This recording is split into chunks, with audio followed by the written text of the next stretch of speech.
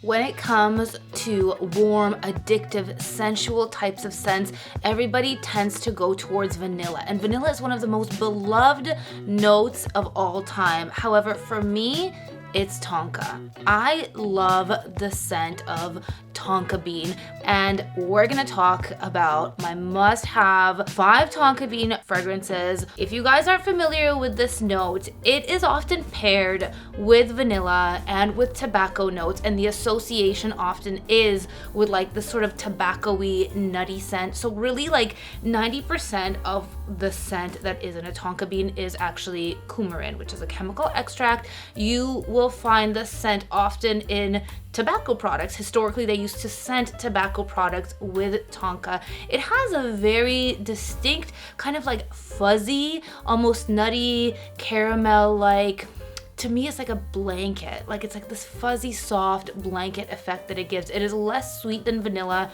They're often compared to one another. They do kind of have some similar qualities. It's usually a base note. It's not really at the top of a fragrance. It's kind of like that soft, fuzzy base that a fragrance settles into will be tonka. You can sometimes get like a fresher, kind of like hay-like tonka. Sometimes you'll get a deeper, kind of caramel-esque, tobacco-y, rich, nutty, spicy tonka.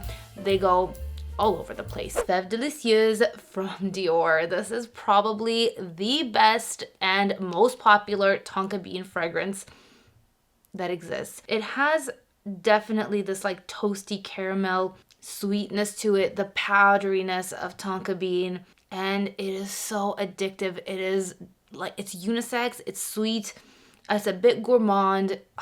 It's absolutely mouth-watering. It leaves such an intoxicating trail.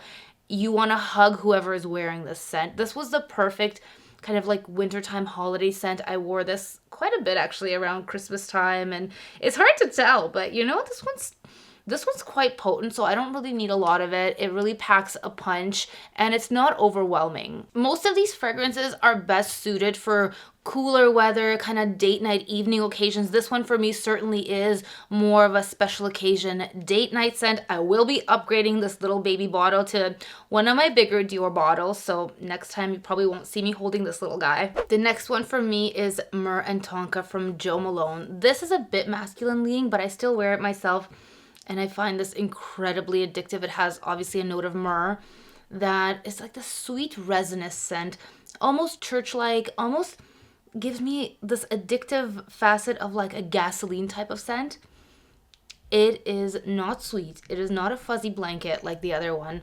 This one packs a little bit more of a punch. It has a bit more character. It's an edgier type of scent, super sexy on guys. This should be a staple in most fragrance-loving men's repertoire for the cooler months. This also has a little bit of a refreshing touch of lavender in the top.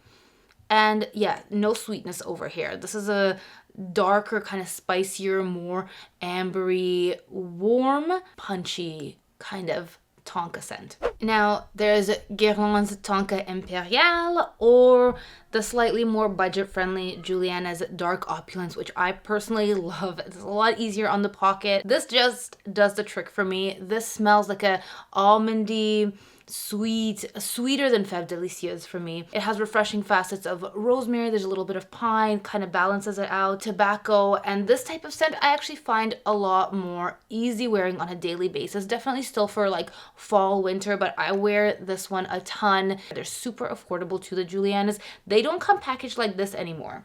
Now they come looking like this, so a lot more simpler presentation, but they still smell the same. I've had this one for a few years, and I just think this is one of their best ones. I have no shame in the dupe game. The next one I have here is Tonka Extraordinaire. Tonka Extraordinaire is from Experimental Perfume Club, and this is definitely more on the nutty side. There is sesame in here, hazelnut. It's more gourmand. It's a really fun, like gourmand, nutty tonka. Very, very centered around those notes. And I find this very easy to wear as well. Like daytime, nighttime, all of these for me are for cooler weather. I think this is a great easy grab and go. All their fragrances are layerable with each other, and it's so fun to play the layering game with all of them. I also find this kind of like binding quality amongst all of them. They kind of have this milky kind of nutty quality. Very, very addictive. I find this one a bit more feminine leading just because of the sweetness that's in here, and that hazelnut vibe like almost makes you think of Nutella. It is yummy. And finally, Van Cleef & Arpels Bois Doré. This is the woodier take on Tonka. So this has teakwood, cedar, and this I find this quite unisex. I also think this is probably the most casual of the bunch. I could easily wear this during the day, just kind of a easy, cool weather grab and go. It is a very interesting combination of Tonka with even some black pepper and mineral notes that lift it up and kind of give this a fresh opening touch. Then the mineral notes go away and you kind of still get that almondy caramel Tonka. Not as sweet. So I guess the least sweet, let's put it in order. The least sweet would be the Murton Tonka. I feel like this one would be next. Then I would have to say Fève, then Dark Opulence, and then the sweetest is the Tonka Extraordinaire. So if that helps anybody on the hunt for a sweet Tonka or not a sweet Tonka, there's that.